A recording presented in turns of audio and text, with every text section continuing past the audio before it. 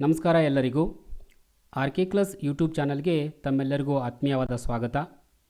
ವಿದ್ಯಾರ್ಥಿಗಳೇ, ಇವತ್ತಿನ ವಿಡಿಯೋದಲ್ಲಿ ನಾವು 10ನೇ ತರಗತಿಯ ವಿಜ್ಞಾನ ಪಠ್ಯಪುಸ್ತಕ ಭಾಗ 2ರಲ್ಲಿ ಬರುವಂತಹ ಭೌತಶಾಸ್ತ್ರದ ಘಟಕವಾಗಿರುವಂತಹ ಶಕ್ತಿಯ ಆಕಾರಗಳು ಎಂಬ ಪಾಠವನ್ನು ಚರ್ಚೆ ಮಾಡುತ್ತಾ ಹೋಗೋಣ.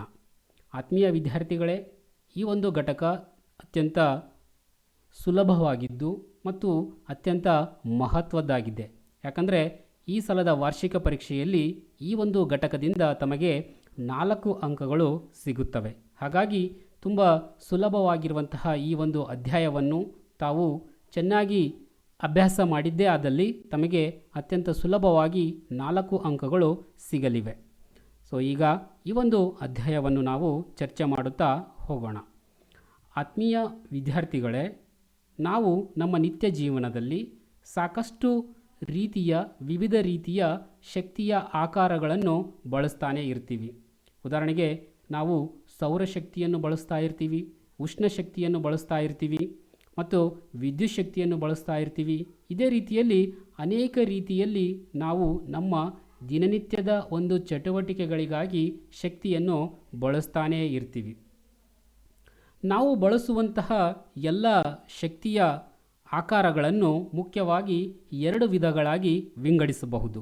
ಒಂದು ಸಾಂಪ್ರದಾಯಿಕ ಶಕ್ತಿಯ ಆಕಾರಗಳು, ಇನ್ನೊಂದು ಅಸಾಂಪ್ರದಾಯಿಕ ಶಕ್ತಿಯ ಆಕಾರಗಳು ಅಂಥೇಳಿ. ಆತ್ಮೀಯ ವಿದ್ಯಾರ್ಥಿಗಳೇ, ಈ ಒಂದು ವ್ಯತ್ಯಾಸ ಕೂಡ ತಮಗೆ ಪರೀಕ್ಷೆಯಲ್ಲಿ ಕೇಳಬಹುದು. ಈ ಪಾಠದಿಂದ ಈಗಾಗಲೇ ನಾನು ಹೇಳಿದ್ದೇನೆ, 4 ಅಂಕಗಳು ಸಿಗುತ್ತವೆ ತಮಗೆ ಈ ಒಂದು ಪಾಠದಿಂದ. ಹಾಗಾಗಿ ವಿಡಿಯೋವನ್ನು ಕೊನೆಯ ತನಕ ನೋಡ್ತಾ ಇರಿ. ಸಾಂಪ್ರದಾಯಿಕ ಮತ್ತು ಅಸಾಂಪ್ರದಾಯಿಕ ಶಕ್ತಿಯ ಆಕಾರಗಳು ಎಂದರೇನು, ಅವುಗಳ ನಡುವಿನ ವ್ಯತ್ಯಾಸಗಳನ್ನು ಬರೆಯಿರಿ ಎನ್ನುವಂತಹ ಒಂದು ಪ್ರಶ್ನೆ ಬರಬಹುದು. ಈ ಸಾಂಪ್ರದಾಯಿಕ ಶಕ್ತಿಯ ಆಕಾರಗಳಿಗೆ ಮತ್ತೊಂದು ಹೆಸರು ಕೂಡ ಇದೆ. ಅದನ್ನು ನಾವು ನವೀಕರಣಗೊಳ್ಳದ ಅಂತ ಕರೆಯುತ್ತೇವೆ. ನವೀಕರಣಗೊಳ್ಳದ ಅಂದರೆ ಆದಷ್ಟು ಬೇಗ ಅದು ಮುಗಿದು ಹೋಗುವಂತಹ ಶಕ್ತಿಯ ಆಕಾರಗಳಾಗಿರುತ್ತವೆ. ಇನ್ನು ಅಸಾಂಪ್ರದಾಯಿಕ ಶಕ್ತಿಯ ಆಕಾರಗಳನ್ನು ನಾವು ನವೀಕರಣಗೊಳ್ಳುವ ಅಂದರೆ ಅದು ಮುಗಿದು ಹೋಗದ ಶಕ್ತಿಯ ಆಕಾರಗಳಾಗಿರುತ್ತವೆ. ಇನ್ನು ಇದರ ವ್ಯತ್ಯಾಸ ಮತ್ತು ಅದರ ಒಂದು ಡೆಫಿನಿಷನ್ಗಳನ್ನು ನಾವು ನೋಡ್ತಾ ಹೋಗೋಣ.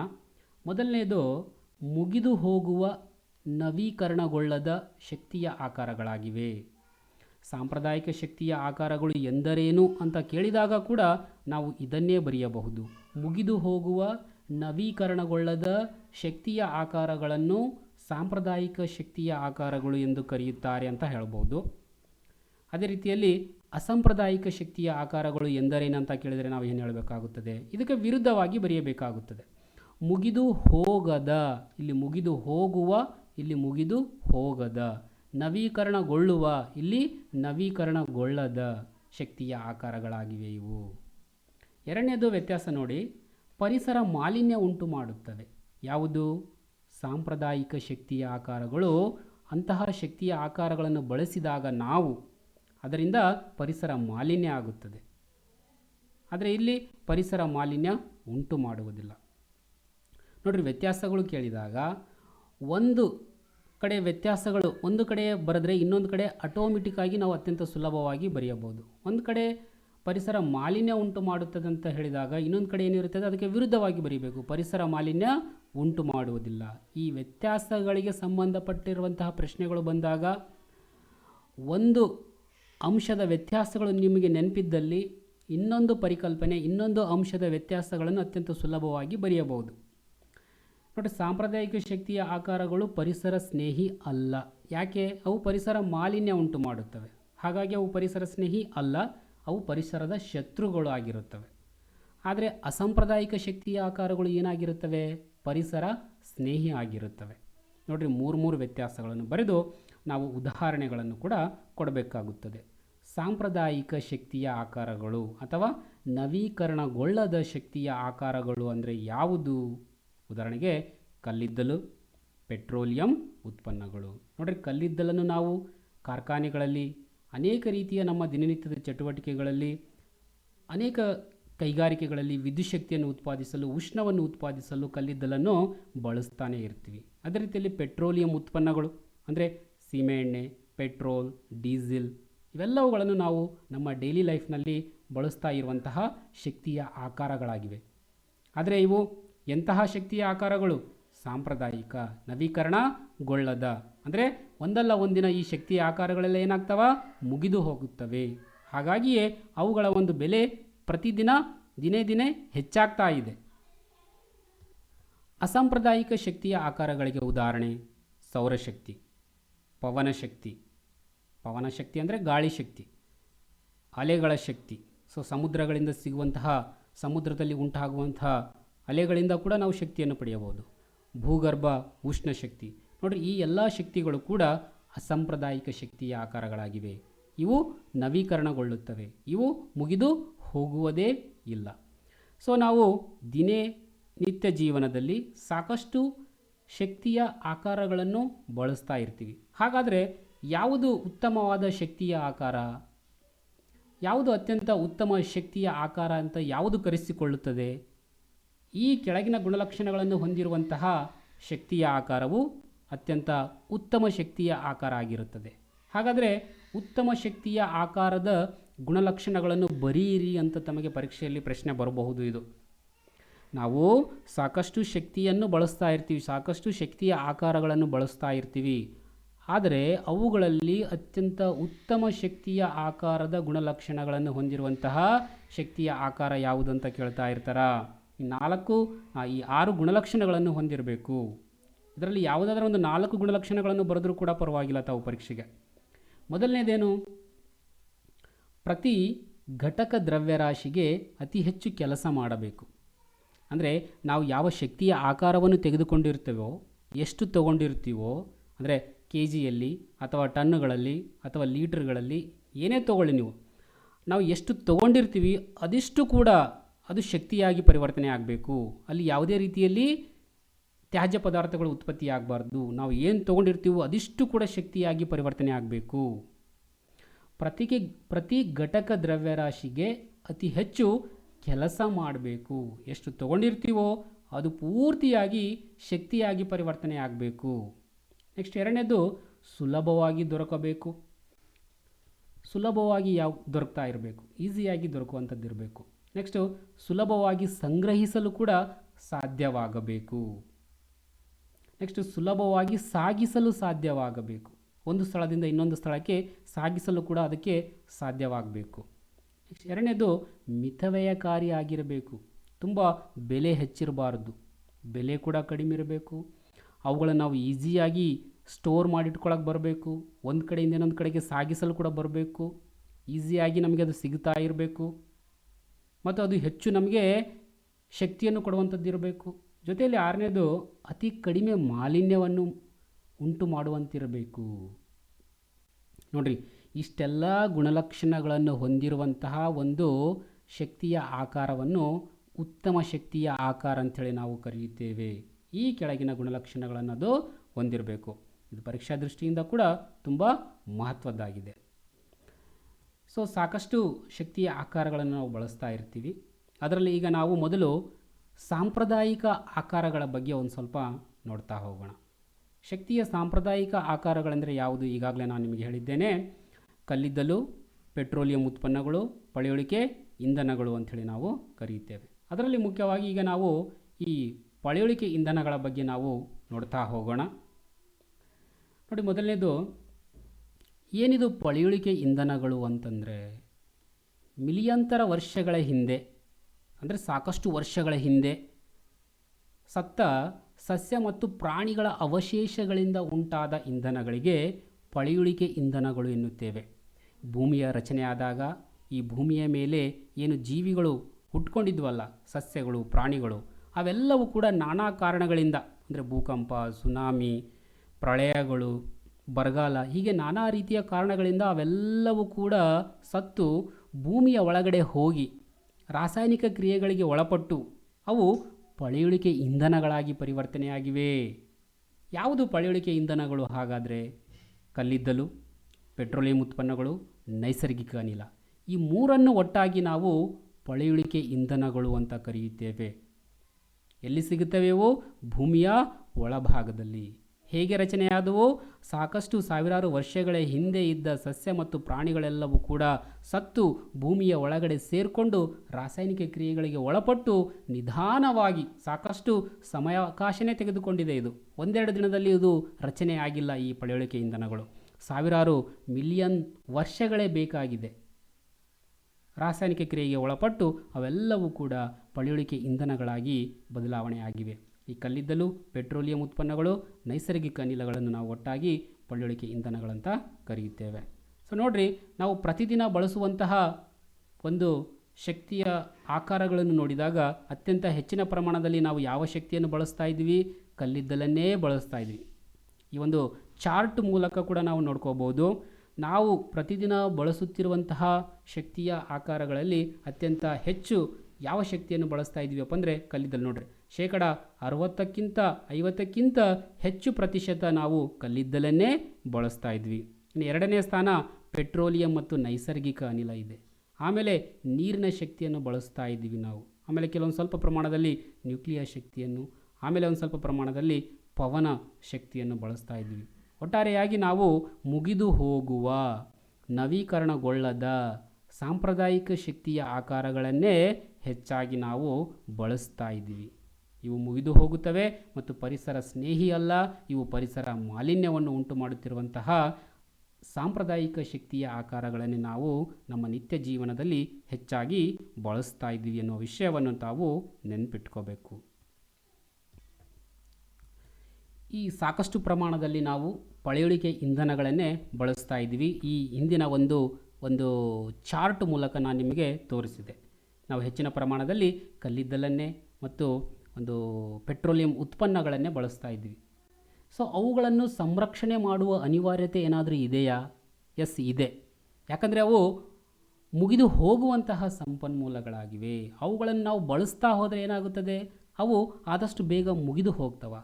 ಮತ್ತೆ ಅವು ರಚನೆ ಆಗಬೇಕಾದ್ರೆ ಸಾವಿರಾರು ಮಿಲಿಯನ್ ವರ್ಷಗಳೇ ಬೇಕಾಗ್ತವೆ.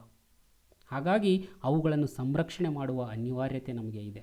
ಪರೀಕ್ಷಾ ದೃಷ್ಟಿಯಿಂದ ಕೂಡ ತಮಗೆ ಒಂದು ಪ್ರಶ್ನೆ ಬರ್ಬೋದು, ಈ ಪಳೆಯುಳಿಕೆ ಇಂಧನಗಳನ್ನು ಸಂರಕ್ಷಣೆ ಮಾಡುವುದು ಅನಿವಾರ್ಯ ಆಗಿದೆ, ಏಕೆ? ಕಾರಣ ಕೊಡಿ, ತಿಳಿಸಿ ಅಂತ ಒಂದು ಪ್ರಶ್ನೆ ಬರ್ಬೋದು. ನಿಮಗೆ ಉತ್ತರ ಗೊತ್ತಾಗಿರ್ಬೋದು. ಪಳೆಯುಳಿಕೆ ಇಂಧನಗಳು ನವೀಕರಿಸಲಾಗದ, ಅಂದರೆ ಮುಗಿದು ಹೋಗುವ ಶಕ್ತಿಯ ಆಕಾರಗಳಾಗಿವೆ. ಪಳೆಯುಳಿಕೆ ಇಂಧನಗಳು ರೂಪುಗೊಳ್ಳಲು ಮಿಲಿಯನ್ ಗಟ್ಟಲೆ ವರ್ಷಗಳೇ ಬೇಕಾಗುತ್ತವೆ. ಪಳೆಯುಳಿಕೆ ಇಂಧನಗಳು ಸೀಮಿತ ಪ್ರಮಾಣದಲ್ಲಿ ಶೇಖರಣೆ ಹೊಂದಿರುವ ಶಕ್ತಿಯ ಆಕಾರಗಳಾಗಿವೆ. ಅತ್ಯಂತ ಹೆಚ್ಚಿನ ಪ್ರಮಾಣದಲ್ಲಿಲ್ಲ ಪಳೆಯುಳಿಕೆ ಇಂಧನಗಳು. ಇಡೀ ಒಂದು ಭೂಮಿಯಲ್ಲಿ ಎಲ್ಲಿ ಕೂಡ ನಿಮಗೆ ಪಳೆಯುಳಿಕೆ ಇಂಧನಗಳು ಸಿಗುವುದಿಲ್ಲ. ಕೆಲವೊಂದು ಪ್ರದೇಶದಲ್ಲಿ ಮಾತ್ರನೇ ಸಿಗ್ತವ. ಪ್ರತಿಯೊಂದು ರಾಜ್ಯ, ಪ್ರತಿಯೊಂದು ಜಿಲ್ಲೆ, ಪ್ರತಿಯೊಂದು ಹಳ್ಳಿಯಲ್ಲಿ ಕೂಡ ಪಳೆಯುಳಿಕೆ ಇಂಧನಗಳು ಅಂದರೆ ಕಲ್ಲಿದ್ದಲು, ಪೆಟ್ರೋಲ್ ಸಿಗ್ತದೇನೋ? ಸಿಗೋದಿಲ್ಲ. ಸೀಮಿತ ಪ್ರಮಾಣದಲ್ಲಿ ಶೇಖರಣೆ ಹೊಂದಿರುವುದೇ ಇದು. ಜೊತೆಯಲ್ಲಿ ಪಳೆಯುಳಿಕೆ ಇಂಧನಗಳನ್ನು ಮಿತಿ ಮೀರಿದ ದರದಲ್ಲಿ ಬಳಸಿದರೆ ಶಕ್ತಿ ಆಕಾರಗಳ ಕೊರತೆ ಉಂಟಾಗುತ್ತದೆ. ಆದ್ದರಿಂದ ಪಳೆಯುಳಿಕೆ ಇಂಧನಗಳನ್ನು ನಾವೇನು ಮಾಡಬೇಕಾಗಿದೆ? ಸಂರಕ್ಷಣೆ ಮಾಡಬೇಕಾಗಿದೆ. ತುಂಬ ಸುಲಭವಾಗಿರುವಂತಹ ಒಂದು ಪ್ರಶ್ನೆ, ಅತ್ಯಂತ ಇಂಪಾರ್ಟೆಂಟ್ ಆಗಿರುವಂಥ ಒಂದು ಪ್ರಶ್ನೆ ಆಗಿದೆ. ಪಳೆಯುಳಿಕೆ ಇಂಧನಗಳನ್ನು ನಾವು ಸಂರಕ್ಷಣೆ ಮಾಡಲೇಬೇಕು. ನೆಕ್ಸ್ಟು, ಪಳೆಯುಳಿಕೆ ಇಂಧನಗಳನ್ನು ನಾವು ಬಳಸ್ತಾನೇ ಇದ್ದೀವಿ, ಅತ್ಯಂತ ಹೆಚ್ಚಿನ ಪ್ರಮಾಣದಲ್ಲಿ ಬಳಸ್ತಾನೇ ಇದ್ದೀವಿ. ಆ ಪಳೆಯುಳಿಕೆ ಇಂಧನಗಳನ್ನು ಬಳಸುವುದರಿಂದ ಅಂದರೆ ದಹಿಸುವುದರಿಂದ ಆಗುವ ಅನಾನುಕೂಲಗಳನ್ನು ತಿಳಿಸಿ.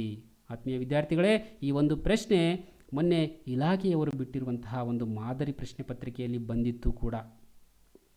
ನೆನಪಿಟ್ಕೋಬೇಕು. ಒಟ್ಟಾರೆಯಾಗಿ ಈ ಪಾಠದಿಂದ ನಿಮಗೆ ಈ ಒಂದು ವಾರ್ಷಿಕ ಪರೀಕ್ಷೆಯಲ್ಲಿ 4 ಅಂಕಗಳು ಸಿಗುತ್ತವೆ. ಪಾಠ ತುಂಬ ಸುಲಭವಾಗಿದೆ, ಹಾಗಾಗಿ ಚೆನ್ನಾಗಿ ಕೇಳಿ ಅರ್ಥ ಮಾಡಿಕೊಳ್ಬೇಕು. ಪಳೆಯುಳಿಕೆ ಇಂಧನಗಳನ್ನು ದಹಿಸುವುದರಿಂದ ಅಂದರೆ ಪೆಟ್ರೋಲ್ ಸುಟ್ಟಾಗ, ಡೀಸೆಲ್ ಸುಟ್ಟಾಗ, ಸೀಮೆಎಣ್ಣೆಯನ್ನು ದಹಿಸಿದಾಗ, ಕಲ್ಲಿದ್ದಲನ್ನು ನಾವು ದಹಿಸಿದಾಗ ಏನಾಗುತ್ತದೆ? ಪರಿಸರ ಮಾಲಿನ್ಯ ಉಂಟು ಮಾಡುತ್ತವೆ. ಹಸಿರುಮನೆ ಪರಿಣಾಮ ಆಗುತ್ತದೆ. ಜಾಗತಿಕ ತಾಪಮಾನದ ಏರಿಕೆಗೆ ಕಾರಣ ಆಗುತ್ತವೆ. ಹೌದಾ? ನಾವು ಈ ಒಂದು ಇಂಧನಗಳನ್ನು ದಹಿಸಿದಾಗ ನೋಡ್ರಿ, ಕೆಳಗಡೆ ಚಿತ್ರ ನೋಡ್ಬೋದು ತಾವು. ಸಾಕಷ್ಟು ಪ್ರಮಾಣದಲ್ಲಿ ಒಂದು ಹೊಗೆ ಬಿಡುಗಡೆಯಾಗುತ್ತದೆ. ಈ ಹೊಗೆಯಲ್ಲಿ ಸಾಕಷ್ಟು ಮಾಲಿನ್ಯಕಾರಕಗಳು ಇರ್ತವೆ. ಅವು ಪರಿಸರವನ್ನು ಮಾಲಿನ್ಯ ಮಾಡುತ್ತವೆ. ಹಸಿರುಮನೆ ಪರಿಣಾಮವನ್ನು ಉಂಟು ಮಾಡುತ್ತವೆ. ಅಂದರೆ ಏನು? ಒಂದು ಭೂಮಿಯ ತಾಪವನ್ನು ಹೆಚ್ಚಿಸುತ್ತವೆ. ನೆಕ್ಸ್ಟ್ 3ನೇ ಪಾಯಿಂಟ್ ಅದೇ ಇದೆ ನೋಡ್ರಿ, ಜಾಗತಿಕ ತಾಪಮಾನದ ಏರಿಕೆಗೆ ಕಾರಣವಾಗುತ್ತದೆ. ಜಾಗತಿಕ ತಾಪಮಾನ ಏರಿಕೆ ಆದರೆ ಏನಾಗುತ್ತದೆ, ಭೂಮಿಯ ಧ್ರುವ ಪ್ರದೇಶದಲ್ಲಿರುವಂತಹ ನೀರೆಲ್ಲ ಕರಗಿ ಪ್ರಳಯ ಉಂಟಾಗುತ್ತದೆ, ನೀರಿನ ಪ್ರವಾಹ ಉಂಟಾಗುತ್ತದೆ. ಸಮುದ್ರ ತೀರದಲ್ಲಿರುವಂತಹ ದೊಡ್ಡ ದೊಡ್ಡ ನಗರಗಳೆಲ್ಲವೂ ಕೂಡ ನೀರಿನಲ್ಲಿ ಮುಳುಗಿ ಹೋಗುತ್ತವೆ. ಇನ್ನೊಂದು ಇಂಪಾರ್ಟೆಂಟ್ ಯಾಕೆ ಇದು ಅನಾನುಕೂಲ ಅಂತಂದರೆ, ಮತ್ತೊಂದು ಕಡಿಮೆ ಶಾಖ ದಕ್ಷತೆ ಹೊಂದಿವೆ. ಇವುಗಳ ದಕ್ಷತೆ ಒಂದು ಸ್ವಲ್ಪ ಕಡಿಮೆ ಇರುತ್ತದೆ. ಬೇರೆ ಒಂದು ಶಕ್ತಿಯ ಆಕಾರಗಳಿಗೆ ಹೋಲಿಕೆ ಮಾಡಿ ನೋಡಿದಾಗ ಇವುಗಳ ದಕ್ಷತೆ ಕಡಿಮೆ ಇರುತ್ತದೆ. ಮತ್ತೇನಾಗುತ್ತದೆ, ಈ ಪಳೆಯುಳಿಕೆ ಇಂಧನಗಳನ್ನು ದಹಿಸಿದಾಗ ಬಿಡುಗಡೆಯಾಗುವ ಕಾರ್ಬನ್, ನೈಟ್ರೋಜನ್ ಮತ್ತು ಸಲ್ಫರ್ಗಳ ಆಕ್ಸೈಡ್ಗಳು ಆಮ್ಲ ಮಳೆಯನ್ನು ಉಂಟು ಮಾಡುತ್ತವೆ. ನೋಡ್ರಿ, ಈ ಹೊಗೆಯಲ್ಲಿ ಏನಿರುತ್ತೆ, ನೈಟ್ರೋಜನ್ ಇರುತ್ತದೆ, ಸಲ್ಫರ್ ಇರುತ್ತೆ. ಅವು ವಾತಾವರಣದಲ್ಲಿರುವಂತಹ ನೀರಾವಿಯೊಂದಿಗೆ ಸೇರಿಕೊಂಡು ಆಮ್ಲಗಳಾಗಿ ಪರಿವರ್ತನೆಯಾಗಿ ಮತ್ತೆ ಭೂಮಿಗೆ ಬೀಳುತ್ತದೆ. ಅದನ್ನೇ ನಾವು ಆಮ್ಲ ಮಳೆ ಅಂತ ಕರೆಯುತ್ತೇವೆ. ಈ ಆಮ್ಲ ಮಳೆ ಎನ್ನುವುದು ಅತ್ಯಂತ ಹಾನಿಕಾರಕವಾದದ್ದು. ಇದು ಮಣ್ಣಿನ ಮೇಲೆ ಬಿದ್ದರೆ ಮಣ್ಣು ಮಾಲಿನ್ಯ ಆಗುತ್ತದೆ, ಸಸ್ಯಗಳ ಮೇಲೆ ಬಿದ್ದರೆ ಸಸ್ಯಗಳಿಗೆ ತೊಂದರೆ, ಮನುಷ್ಯರ ಮೇಲೆ ಬಿದ್ದರೆ ಮನುಷ್ಯರಿಗೆ ತೊಂದರೆ, ಸಮುದ್ರ ಸಾಗರಗಳ ಮೇಲೆ ಬಿದ್ದಾಗ ಕೂಡ ಅಲ್ಲಿರುವಂತಹ ಜಲಚರಗಳಿಗೆ ತೊಂದರೆಯನ್ನು ಕೊಡುತ್ತದೆ ಆಮ್ಲ ಮಳೆ ಅನ್ನುವುದು ಅತ್ಯಂತ ಹಾನಿಕಾರವಾದದ್ದು. ಇಲ್ಲಿ ಒಂದು 6 ಅನಾನುಕೂಲಗಳಿವೆ. ನಿಮಗೆ ಯಾವುದು ಅತ್ಯಂತ ಈಸಿ ಅನಿಸುತ್ತದೋ ಕನಿಷ್ಠ 4 ಅನಾನುಕೂಲಗಳನ್ನಾದರೂ ತಾವು ನೆನಪಿಟ್ಕೋಬೇಕು. ಯಾಕೆಂದರೆ ಪರೀಕ್ಷೆಯಲ್ಲಿ ಪಳೆಯುಳಿಕೆ ಇಂಧನಗಳ ಯಾವುದಾದರೂ 2 ಅನಾನುಕೂಲಗಳನ್ನು, ಯಾವುದಾದರೂ 3 ಅನಾನುಕೂಲಗಳನ್ನು, ಒಂದೊಂದು ಸಲ ಯಾವುದಾದ್ರೂ 4 ಅನಾನುಕೂಲಗಳನ್ನು ಅಂತ ನಿರ್ದಿಷ್ಟವಾಗಿ ಕೇಳ್ತಾರೆ ಅವರು. ಎಲ್ಲವನ್ನು ಬರೆಯೋದು ಅವಶ್ಯಕತೆ ಇಲ್ಲ. ಕನಿಷ್ಠ ತಾವು ಒಂದು 4 ಅನಾನುಕೂಲಗಳನ್ನು ನೆನಪಿಟ್ಕೊಂಡ್ರೂ ಕೂಡ ಪರವಾಗಿಲ್ಲ. ಸೊ ಈ ಪಳೆಯುಳಿಕೆ ಇಂಧನಗಳನ್ನು ದಹಿಸುವುದರಿಂದ ಸಾಕಷ್ಟು ಅನಾನುಕೂಲಗಳು ಇವೆ ಅಂತ ನಮಗೆ ಗೊತ್ತಾಯಿತು. ಹಾಗಾದರೆ ಆ ಅನಾನುಕೂಲಗಳನ್ನು ಏನಾದರೂ ಕಡಿಮೆ ಮಾಡುವ ಸಾಧ್ಯ ಇದೆಯಾ? ಈ ಪಳೆಯುಳಿಕೆ ಇಂಧನಗಳಿಂದ ಏನಾದರೂ ಸಮಸ್ಯೆಗಳಾಗ್ತಾ ಇದೆಯಲ್ಲ ನಮಗೆ, ಅದು ಬಳಸುವುದರಿಂದ ಆ ಸಮಸ್ಯೆಗಳನ್ನು ನಾವು ಹೇಗೆ ಕಡಿಮೆ ಮಾಡ್ಕೋಬೇಕು? ಇದರ ಕುರಿತಾಗಿ ಒಂದು ಪ್ರಶ್ನೆ ಕೂಡ ತಮಗೆ ಪರೀಕ್ಷೆಗೆ ಬರಬಹುದು. ಪಳೆಯುಳಿಕೆ ಇಂಧನಗಳನ್ನು ದಹಿಸುವುದರಿಂದ ಆಗುವ ಅನಾನುಕೂಲಗಳನ್ನು ಈಗಾಗಲೇ ನಾನು ನಿಮಗೆ 6 ಅನಾನುಕೂಲಗಳ ಬಗ್ಗೆ ಹೇಳಿದ್ದೆ. ಅವುಗಳನ್ನು ಕಡಿಮೆಗೊಳಿಸಲು ಸಾಧ್ಯವಿದೆಯೇ? ಈ ಹೇಳಿಕೆಯನ್ನು ಸಮರ್ಥಿಸಿ. ಹೇಗೆ ಕಡಿಮೆ ಮಾಡ್ಬೋದು? ಒಂದು ಇಂಪಾರ್ಟೆಂಟ್ 2 ಪಾಯಿಂಟ್ಸ್ ಇದೆ, ನೆನ್ಪಿಟ್ಕೋಬೇಕು. ದಹನ ಕ್ರಿಯೆಯ ದಕ್ಷತೆಯನ್ನು ಹೆಚ್ಚಿಸುವ ಮೂಲಕ. ನೋಡ್ರಿ, ದಹನ ಕ್ರಿಯೆ ಸರಿಯಾಗಿ ಇಲ್ಲಿ ಆಗ್ತಾ ಇಲ್ಲ. ಒಂದು ವಾಹನ ಇದೆ, ವಾಹನದಲ್ಲಿ ನಾವು ಪಳೆಯುಳಿಕೆ ಇಂಧನ ಅಂದರೆ ಪೆಟ್ರೋಲಿಯಂ ಉತ್ಪನ್ನಗಳನ್ನು ಬಳಸ್ತೀವಿ, ಹೌದಾ? ಅಥವಾ ಕೈಗಾರಿಕೆಗಳಲ್ಲಿ ಸಾಕಷ್ಟು ಕಡೆ ನಾವು ಬಳಸ್ತಾ ಇರ್ತೀವಿ, ಯಂತ್ರಗಳಲ್ಲಿ. ಸೊ ದಹನ ಕ್ರಿಯೆ ಚೆನ್ನಾಗಿ ಆಗಲಿಲ್ಲ ಅಂತಂದರೆ ಅಲ್ಲಿ ಹೊಗೆ ಜಾಸ್ತಿ ಬಿಡುಗಡೆಯಾಗುತ್ತದೆ. ನೋಡಿರಿ, ಎಷ್ಟು ಕಪ್ಪು ಬಣ್ಣದಲ್ಲಿ ಹೊಗೆ ಬಿಡುಗಡೆಯಾಗ್ತಾ ಇದೆ. ಎಷ್ಟು ಹೊಗೆ ಬಿಡುಗಡೆಯಾಗುತ್ತದೆಯೋ ಅಷ್ಟೊಂದು ಅದರಲ್ಲಿ ಮಾಲಿನ್ಯಕಾರಕಗಳು ಇರ್ತವೆ. ಹಾಗಾದರೆ ಈ ಹೊಗೆ ಕಡಿಮೆ ಆಗಬೇಕು. ಹೊಗೆ ಕಡಿಮೆ ಹೇಗೆ ಆಗುತ್ತದೆ? ದಹನ ಕ್ರಿಯೆ ಸರಿಯಾಗಬೇಕು. ದಹನ ಕ್ರಿಯೆ ಹೇಗೆ ಸರಿಯಾಗಿ ಆಗುತ್ತದೆ? ಅಲ್ಲಿ ಇರುವಂತಹ ಯಂತ್ರವನ್ನು ನಾವು ಮೇಂಟೆನೆನ್ಸ್ ಮಾಡಬೇಕಾಗುತ್ತದೆ. ಸರಿಯಾಗಿ ಆ ಒಂದು ವಾಹನಗಳ ಯಂತ್ರಗಳನ್ನು, ಇಂಜಿನ್ಗಳನ್ನು ಒಳ್ಳೆಯ ಸ್ಥಿತಿಯಲ್ಲಿ ಇಡಬೇಕಾಗುತ್ತದೆ. ನೋಡ್ರಿ, ದಹನ ಕ್ರಿಯೆಯ ದಕ್ಷತೆಯನ್ನು ಹೆಚ್ಚಿಸುವ ಮೂಲಕ ಪಳೆಯುಳಿಕೆ ಇಂಧನಗಳ ದಹನದಿಂದ ಉಂಟಾಗುವ ಮಾಲಿನ್ಯವನ್ನು ಸ್ವಲ್ಪ ಮಟ್ಟಿಗೆ ಕಡಿಮೆ ಮಾಡಬಹುದು. ಅದಕ್ಕಾಗಿಯೇ ನಮ್ಮ ಎಲ್ಲ ವಾಹನಗಳ ಒಂದು ಇಂಜಿನ್ಗಳ ದಕ್ಷತೆಯನ್ನು ಹೆಚ್ಚಿಗೆ ಮಾಡ್ಕೋಬೇಕು. ಅವುಗಳನ್ನು ಒಳ್ಳೆಯ ಸ್ಥಿತಿಯಲ್ಲಿ ಇಡಬೇಕು. ಕಾಲಕಾಲಕ್ಕೆ ನಾವು ಅವುಗಳನ್ನು ಸುಸ್ಥಿತಿಯಲ್ಲಿ ಇಡುವ ಹಾಗೆ ರಿಪೇರಿಗಳನ್ನು ಮಾಡ್ತಾ ಇರಬೇಕಾಗುತ್ತದೆ, ದುರಸ್ತಿ ಮಾಡಿಸ್ತಾ ಇರಬೇಕಾಗುತ್ತದೆ. ಎರಡನೇದು, ವಾತಾವರಣಕ್ಕೆ ಸೇರುವ ಬೂದಿ ಮತ್ತು ಹಾನಿಕಾರಕ ಅನಿಲಗಳನ್ನು ಹಲವು ವಿಧದ ತಂತ್ರಗಾರಿಕೆಯಿಂದ ಕಡಿಮೆ ಮಾಡಬಹುದು. ಕೆಲವೊಂದು ಟೆಕ್ನಾಲಜಿಯನ್ನು ಬಳಸಿಕೊಂಡು, ತಂತ್ರಗಳನ್ನು ಬಳಸಿಕೊಂಡು, ತಂತ್ರಜ್ಞಾನವನ್ನು ಬಳಸಿಕೊಂಡು, ಹಾಗೆ ಈ ಮಾಲಿನ್ಯಕಾರಕಗಳನ್ನು ನಾವು ವಾತಾವರಣಕ್ಕೆ ಬಿಡದೆ ಅವುಗಳನ್ನು ಒಂದು ಸ್ವಲ್ಪ ಸಂಸ್ಕರಿಸಿ ವಾತಾವರಣಕ್ಕೆ ಬಿಡುಗಡೆ ಮಾಡುವುದರ ಮೂಲಕ ಒಂದು ಸ್ವಲ್ಪ ಅನಾನುಕೂಲಗಳನ್ನು ಕಡಿಮೆ ಮಾಡ್ಕೋಬೋದು. ಅದರ ಜೊತೆಯಲ್ಲೇ ಇನ್ನೂ ಅನೇಕ ರೀತಿಯ ನೀವು ಒಂದು ಉದಾಹರಣೆಗಳನ್ನು ಕೊಡ್ಬೋದು. ನಾವೆಲ್ಲರೂ ಏನು ಮಾಡ್ಬೋದು? ಅವುಗಳನ್ನು ಕಡಿಮೆ ಬಳಸುವುದರ ಮೂಲಕ ಕೂಡ ಅದರಿಂದ ಆಗುವಂತಹ ಅನಾನುಕೂಲಗಳನ್ನು ತಪ್ಪಿಸ್ಬೋದು. ನಾವು ಸೈಕಲ್ಗಳನ್ನು ಬಳಸ್ಬೋದು. ಒಂದು ಕಡಿಮೆ ದೂರದಲ್ಲಿದ್ದರೆ ನಾವು ಚಲಿಸುವುದರ ಮೂಲಕ, ಹೋಗುವುದರ ಮೂಲಕ, ಸೈಕಲ್ಗಳನ್ನು ಬಳಸೋದರ ಮೂಲಕ, ಸಾರ್ವಜನಿಕ ಸಾರಿಗೆಯನ್ನು ಬಳಸುವುದರ ಮೂಲಕ ಏನು ಮಾಡ್ಬೋದು? ಪಳೆಯುಳಿಕೆ ಇಂಧನಗಳನ್ನು ಕಡಿಮೆ ಬಳಸುವುದರ ಮೂಲಕ ಅವುಗಳಿಂದ ಆಗುವ ಅನಾನುಕೂಲಗಳನ್ನು ಕಡಿಮೆ ಮಾಡಬಹುದು. ಸೊ ಮನುಷ್ಯ ಮನಸ್ಸು ಮಾಡಿದರೆ ಏನು ಬೇಕಾದರೂ ಮಾಡ್ಬೋದು. ಸೊ ಒಳ್ಳೆಯ ಮನಸ್ಸು, ಗಟ್ಟಿ ನಿರ್ಧಾರದಿಂದ ನಾವು ಪರಿಸರವನ್ನು ಸಂರಕ್ಷಣೆ ಕೂಡ ಮಾಡಬಹುದು. ನೆಕ್ಸ್ಟು, ಈ ಪಳೆಯುಳಿಕೆ ಇಂಧನಗಳನ್ನು ನಾವು ಯಾಕೆ ಬಳಸ್ತಾ ಇದ್ವಿ ಅನ್ನೋದರ ಕುರಿತಾಗಿ ಒಂದು ಸ್ವಲ್ಪ ನೋಡೋಣ. ಪಳೆಯುಳಿಕೆ ಇಂಧನಗಳಂತಂದರೆ ಒಂದು ಪ್ರಮುಖವಾದ ಪೆಟ್ರೋಲಿಯಂ ಉತ್ಪನ್ನಗಳನ್ನು ನಾವು ವಾಹನಗಳಲ್ಲಿ ಮತ್ತು ಕೆಲವೊಂದು ಕೈಗಾರಿಕೆಗಳಲ್ಲಿ ಬಳಸ್ತಾ ಇರ್ತೀವಿ. ಅದೇ ರೀತಿಯಲ್ಲಿ ಅತ್ಯಂತ ಪ್ರಮುಖವಾಗಿರುವಂತಹ ಮತ್ತೊಂದು ಪಳೆಯುಳಿಕೆಯ ಇಂಧನ ಆಗಿರುವಂತಹ ಕಲ್ಲಿದ್ದಲನ್ನು ನೀವು ನೆನಪಿಟ್ಕೋಬೇಕು. ಕಲ್ಲಿದ್ದಲಿನಿಂದ ನಾವು ಏನು ಮಾಡ್ತೀವಪ್ಪ ಅಂದರೆ ಉಷ್ಣ ಶಕ್ತಿಯನ್ನು ಪಡ್ಕೊಂಡು ಆ ಉಷ್ಣ ಶಕ್ತಿಯಿಂದ ವಿದ್ಯುತ್ ಶಕ್ತಿಯನ್ನು ತಯಾರಿಸ್ತೀವಿ ನಾವು. ಇವತ್ತು ಎಲ್ಲರ ಮನೆಯಲ್ಲಿ ವಿದ್ಯುತ್ ಇದೆ ಅಂತಂದರೆ ಸೊ ಆ ವಿದ್ಯುತ್ ಶಕ್ತಿ ತಯಾರಿಸಲು ನಾವು ಕಲ್ಲಿದ್ದಲನ್ನು ಬಳಸ್ತಾ ಇದ್ವಿ. ವಿದ್ಯುತ್ ಶಕ್ತಿಯನ್ನು ಬೇರೆ ಬೇರೆ ಮೂಲಗಳಿಂದ ತಯಾರಿಸ್ಬೋದು, ಆದರೆ ಕಲ್ಲಿದ್ದಲನ್ನು ಸುಟ್ಟು ಅದರಿಂದ ಉಷ್ಣ ಬಿಡುಗಡೆ ಆಗುತ್ತದೆ. ಆ ಉಷ್ಣ ಶಕ್ತಿಯನ್ನು ವಿದ್ಯುತ್ ಶಕ್ತಿಯನ್ನಾಗಿ ಪರಿವರ್ತಿಸುವಂತಹ ಒಂದು ಕೈಗಾರಿಕೆಗಳು, ಕಾರ್ಖಾನೆಗಳು ನಮ್ಮ ಒಂದು ದೇಶದಲ್ಲಿ ಸಾಕಷ್ಟು ಕಡೆ ಇವೆ. ಸೊ ಹಾಗಾದರೆ ಈ ಉಷ್ಣ ಶಕ್ತಿಯಿಂದ ವಿದ್ಯುತ್ ಶಕ್ತಿ ಹೇಗೆ ತಯಾರಿಸ್ತಾರ? ಸೊ ಈ ಪಳೆಯುಳಿಕೆ ಇಂಧನಗಳನ್ನು ದಹಿಸಿದಾಗ ಏನು ಉಷ್ಣ ಶಕ್ತಿ ಸಿಗುತ್ತಲ್ಲ, ಪಳೆಯುಳಿಕೆ ಇಂಧನ ಅಂತಂದರೆ ಮುಖ್ಯವಾಗಿ ಕಲ್ಲಿದ್ದಲನ್ನು ದಹಿಸಿದಾಗ ಉಷ್ಣ ಬಿಡುಗಡೆ ಆಗುತ್ತದೆ, ಹೌದಾ? ಆ ಉಷ್ಣದಿಂದ ವಿದ್ಯುತ್ ಶಕ್ತಿ ಹೇಗೆ ತಯಾರಿಸ್ತಾರ ಅನ್ನೋದನ್ನು ಒಂದು ಸ್ವಲ್ಪ ನೋಡೋಣ. ಮೊದಲನೇದು, ಪಳೆಯುಳಿಕೆ ಇಂಧನಗಳನ್ನು ದಹಿಸಿದಾಗ ಉಷ್ಣ ಶಕ್ತಿ ಬಿಡುಗಡೆಯಾಗುತ್ತದೆ.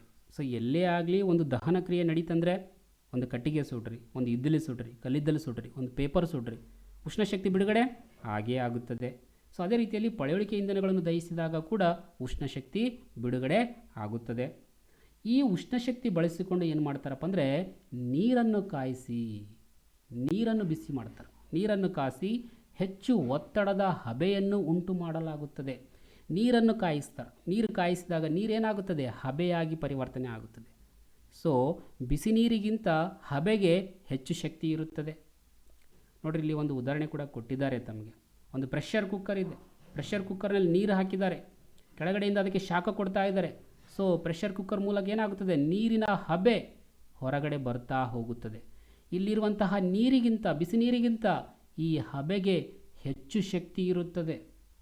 ಆ ಹಬೆಯನ್ನು ಒಂದು ಕೊಳವೆಯ ಮೂಲಕ ಏನು ಮಾಡ್ತಾ ಇದ್ದಾರೆ? ಇಲ್ಲಿ ಒಂದು ಲೋಹದ ಹಾಳೆಗಳನ್ನು ಒಂದು ಚೆಂಡಿಗೆ ಸೇರಿಸಿದ್ದಾರೆ.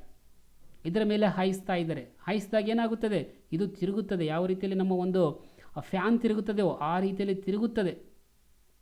ಇದನ್ನು ಒಂದು ಡೈನಮೋಗೆ ಸೇರಿಸಿದ್ದಾರೆ. ಸೊ ಡೈನಮೋದಲ್ಲಿರುವಂತಹ ಒಂದು ಸಾಧನ ಕೂಡ ತಿರುಗುತ್ತದೆ. ಯಾವಾಗ ಡೈನಮೋ ತಿರುಗುತ್ತದೆ, ಡೈನಮೋದ ಒಳಗಿರುವಂತಹ ಒಂದು ವಾಹಕ ತಂತಿಗಳು ತಿರುಗ್ತಾ ಇರ್ತವೋ. ಸೊ ಡೈನಮೋ ಅಂದರೆ ಕೆಲಸ ಏನು? ಡೈನಮೋದ ಬಗ್ಗೆ ನೀವು ಈಗಾಗಲೇ ನಾನು ಹೇಳಿದ್ದೇನೆ, ವಿದ್ಯುತ್ ಪ್ರವಾಹದ ಕಾಂತೀಯ ಪರಿಣಾಮದಲ್ಲಿ. ಸೊ ಡೈನಮೋದ ಕೆಲಸ ಏನು? ಡೈನಮೋ ಅಂದರೆ ಏನು? ವಿದ್ಯುತ್ ಜನಕ. ವಿದ್ಯುತ್ ಜನಕ ಅಂದರೆ ಏನು? ವಿದ್ಯುತ್ತನ್ನು ಉತ್ಪಾದನೆ ಮಾಡುತ್ತದೆ. ಇಲ್ಲಿ ಯಾಂತ್ರಿಕ ಶಕ್ತಿ, ಇದು ಯಾಂತ್ರಿಕ ಶಕ್ತಿಯನ್ನು ವಿದ್ಯುತ್ ಶಕ್ತಿಯನ್ನಾಗಿ ಪರಿವರ್ತಿಸುತ್ತದೆ. ಈ ಡೈನಮೋಗೆ ಒಂದು ಬಲ್ಬನ್ನು ಸಂಪರ್ಕ ಮಾಡಿರ್ತಾರೆ. ಈ ಬಲ್ಬು ಬೆಳಗುತ್ತದೆ. ಈ ಒಂದು ಚಟುವಟಿಕೆಯನ್ನು ತಾವು ಮನೆಯಲ್ಲಿ ಕೂಡ ಮಾಡಬಹುದು, ಅಷ್ಟು ಈಸಿಯಾಗಿದೆ. ಓಕೆ, ಅಂದರೆ ಇಲ್ಲಿ ಹೇಗೆ ವಿದ್ಯುತ್ ಉತ್ಪಾದನೆ ಆಯಿತು? ಒಂದು ಶಾಖ ಒಂದು ಉಷ್ಣ ಶಕ್ತಿಯಿಂದ ಉಷ್ಣಶಕ್ತಿ, ಹೌದಲ್ಲಿ ಉಷ್ಣ ಬಿಡುಗಡೆ ಆಯಿತು. ಆ ಉಷ್ಣವನ್ನು ನಾವು ವಿದ್ಯುತ್ ಶಕ್ತಿಯನ್ನಾಗಿ ಪರಿವರ್ತನೆ ಮಾಡಿದ್ವಿ. ಇಲ್ಲಿ ಉಷ್ಣ ಉತ್ಪಾದನೆಗೆ ನಾವು ಕಲ್ಲಿದ್ದಲನ್ನು ಬಳಸ್ತಾ ಇದ್ದು ಸ್ವಲ್ಪ ಮಟ್ಟಿಗೆ ವಿದ್ಯುತ್ ಉತ್ಪಾದನೆ ಆಯಿತು. ದೊಡ್ಡ ದೊಡ್ಡ ಕೈಗಾರಿಕೆಗಳಲ್ಲಿ ಇದೇ ರೀತಿಯಲ್ಲಿ ವಿದ್ಯುತ್ ಉತ್ಪಾದನೆ ಮಾಡಲು ಕಲ್ಲಿದ್ದಲನ್ನು ಬಳಸ್ತಾರೆ. ಕಲ್ಲಿದ್ದಲನ್ನು ಸುಡ್ತಾರೆ. ಕಲ್ಲಿದ್ದಲಿನಿಂದ ಉಷ್ಣ ಬಿಡುಗಡೆ ಆಗ್ತಲ್ಲ, ಅದರಿಂದ ನೀರನ್ನು ಬಿಸಿ ಮಾಡ್ತಾರೆ. ಆ ನೀರನ್ನು, ಬಿಸಿಯಾಗಿರುವಂಥ ನೀರಿನಿಂದ ಬಿಡುಗಡೆ ಆಗುವಂಥ ಹಬೆಯನ್ನು ಈ ರೀತಿಯ ಒಂದು ಸಾಧನಕ್ಕೆ ಟರ್ಬೈನ್ ಅಂತ ಕರೆಯುತ್ತೇವೆ. ಟರ್ಬೈನ್ಗಳನ್ನು ತಿರುಗಿಸ್ತಾರೆ. ಈ ಟರ್ಬೈನ್ ಡೈನಮೋಗೆ ಸಂಪರ್ಕವನ್ನು ಕೊಟ್ಟಿರುತ್ತಾರೆ. ಯಾವಾಗ ಡೈನಮೋ ಕೂಡ ಮೂವ್ಮೆಂಟ್ ಆಗ್ತಾ ಇರ್ತದೋ, ಡೈನಮೋದ ಒಳಗಡೆ ಕೆಲವು ಭಾಗಗಳು, ಅದು ಯಾಂತ್ರಿಕ ಶಕ್ತಿಯಿಂದ ವಿದ್ಯುತ್ ಶಕ್ತಿಯನ್ನು ಉತ್ಪಾದಿಸುತ್ತದೆ. ನೋಡಿ, ಮೂರನೇ ಪಾಯಿಂಟ್ ನೋಡಿ, ರಭಸದಿಂದ ಹೊರಹೊಮ್ಮುವ ಹಬೆಯನ್ನು ಟರ್ಬೈನ್ ಮೇಲೆ ಹಾಯಿಸಿದಾಗ, ಈ ಒಂದು ಸಾಧನಕ್ಕೆ ನಾವು ಟರ್ಬೈನ್ ಅಂತ ಕರೆಯುತ್ತೇವೆ. ಈಗ ಹಾಯಿಸಿದಾಗ ಇಲ್ಲಿ ಏನಿದೆ? ಟರ್ಬೈನ್ ಹಾಯಿಸಿದಾಗ ಅಂದರೆ ತಿರುಗು ರೆಕ್ಕೆಗಳು ಇರ್ತವೆ. ಇದು ಒಂದು ರೆಕ್ಕೆ, ತಿರುಗು ರೆಕ್ಕೆಗೆ ತಿರುಗುತ್ತದೆ. ಇದಕ್ಕೆ ಟರ್ಬೈನ್ ಅಂತ ಕರಿತೀವಿ. ಟರ್ಬೈನ್ಗೆ ಏನಿರುತ್ತದೆ? ತಿರುಗು ರೆಕ್ಕೆ ಇರುತ್ತದೆ, ರೆಕ್ಕೆಗಳಿರ್ತವೆ, ಫ್ಯಾನ್ಗಳಿರ್ತವೆ, ತಿರುಗುತ್ತದೆ. ಇದು ತಿರುಗು ರೆಕ್ಕೆ ಡೈನಮೋದೊಂದಿಗೆ ಸಂಪರ್ಕ ಹೊಂದಿರುತ್ತದೆ. ನೋಡ್ರಿ, ಡೈನಮೋದೊಂದಿಗೆ ಸಂಪರ್ಕಕ್ಕೂ ಇದೆ. ತಿರುಗು ರೆಕ್ಕೆ ತಿರುಗಿದಾಗ ಡೈನಮೋದ ಶಾಫ್ಟ್ ಬಾಣ ತಿರುಗಿಸಿ ಡೈನಮೋದ ಒಂದು ಭಾಗ ಕೂಡ ತಿರುಗುತ್ತದೆ. ಡೈನಮೋ ಯಾವ ರೀತಿಯಲ್ಲಿ ಕೆಲಸ ಮಾಡುತ್ತೆ ಅಂತೇಳಿ ಈಗಾಗಲೇ ನಾನು ನಿಮಗೆ ಪಾಠದಲ್ಲಿ ಹೇಳಿದ್ದೇನೆ, ವಿದ್ಯುತ್ ಪ್ರವಾಹದ ಕಾಂತೀಯ ಪರಿಣಾಮದಲ್ಲಿ. ಆ ಒಂದು ಪಾಠವನ್ನು ತಾವು ವಿಡಿಯೋಗಳನ್ನು ಕೂಡ ನೋಡ್ಕೋಬೋದು. ಸೊ ಡೈನಮೋದಲ್ಲಿ ಯಾಂತ್ರಿಕ ಶಕ್ತಿ ಉಂಟಾಗುತ್ತದೆ.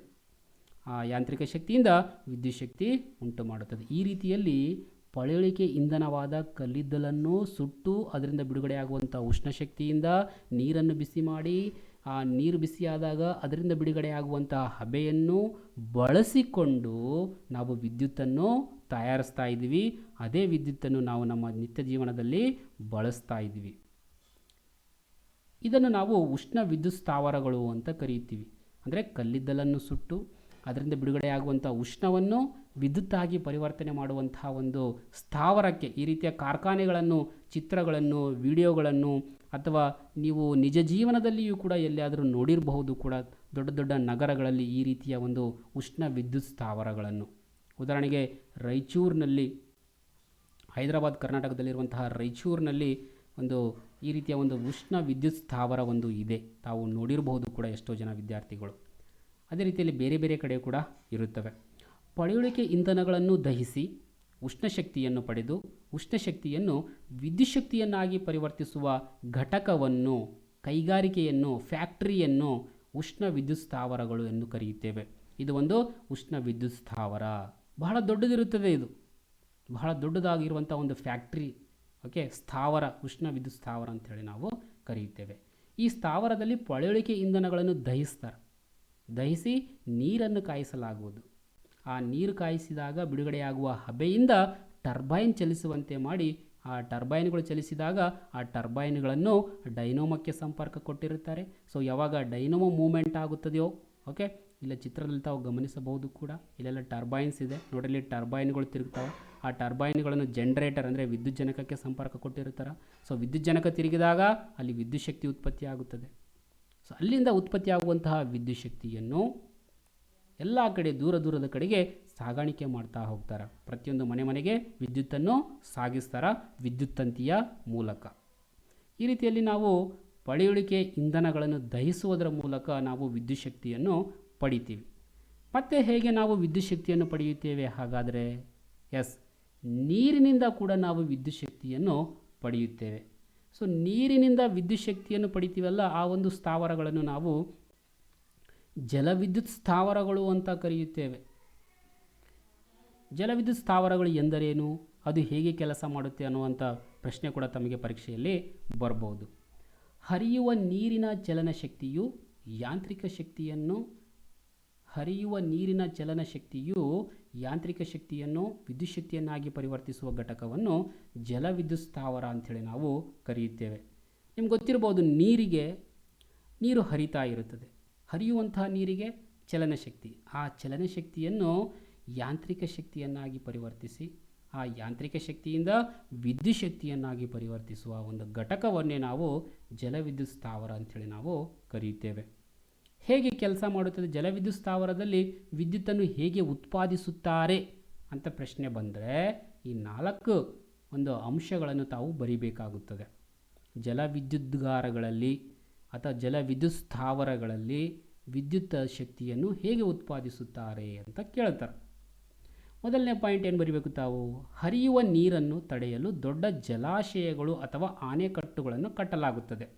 ಸೊ ಎಲ್ಲೆಲ್ಲಿ ಆಣೆಕಟ್ಟುಗಳು ಇರ್ತವೋ ಅಲ್ಲಿ ಈ ಒಂದು ಶಕ್ತಿಯನ್ನು ನಾವು ಉತ್ಪಾದನೆ ಮಾಡಬಹುದು. ನೋಡಿರಿ, ಈ ರೀತಿಯಲ್ಲಿ ಇಲ್ಲೆಲ್ಲ ನೀರಿದೆ, ಅದಕ್ಕೆ ನಾವು ಅಡ್ಡಲಾಗಿ ಆಣೆಕಟ್ಟನ್ನು ಕಟ್ಟಿದ್ದೇವೆ. ದೊಡ್ಡ ದೊಡ್ಡ ಜಲಾಶಯಗಳು ಅಥವಾ ಆಣೆಕಟ್ಟುಗಳನ್ನು ಈ ರೀತಿಯಲ್ಲಿ ಅಡ್ಡವಾಗಿ ಕಟ್ತೀವಿ. ಜಲಾಶಯಗಳು ಅಥವಾ ಆಣೆಕಟ್ಟುಗಳಲ್ಲಿ ಸಂಗ್ರಹವಾದ ನೀರು ಹೆಚ್ಚು ಪ್ರಚನ್ನ ಶಕ್ತಿ ಪಡೆದುಕೊಳ್ಳುತ್ತದೆ. ನಿಂತ ನೀರಿಗೆ ಇಲ್ಲಿ ಸಾಕಷ್ಟು ಪ್ರಮಾಣದ ನೀರು ನಿಂತಿರುತ್ತದೆ. ಸೊ ಆವಾಗ ಆ ನೀರಿಗೆ ಎಂತಹ ಶಕ್ತಿ ಬಂದಿರುತ್ತದೆ? ಪ್ರಚನ್ನ ಶಕ್ತಿ, ಎನರ್ಜಿ ಸಂಗ್ರಹ ಆಗಿರುತ್ತದೆ. ಈಗ ಒಂದೇ ಸ್ವಲ್ಪ ಆ ನೀರಿಗೆ ಚಲಿಸುವ ಅವಕಾಶ ಸಿಕ್ಕರೆ ಅತ್ಯಂತ ವೇಗದಲ್ಲಿ ಆ ನೀರು ಚಲಿಸುತ್ತದೆ. ಸೊ ಪ್ರಚನ್ನ ಶಕ್ತಿ ಏನಾಗಿ ಪರಿವರ್ತನೆ ಆಗ್ತದೆ? ಅಲ್ಲಿ ಚಲನಶಕ್ತಿಯನ್ನಾಗಿ ಪರಿವರ್ತನೆ ಆಗುತ್ತದೆ.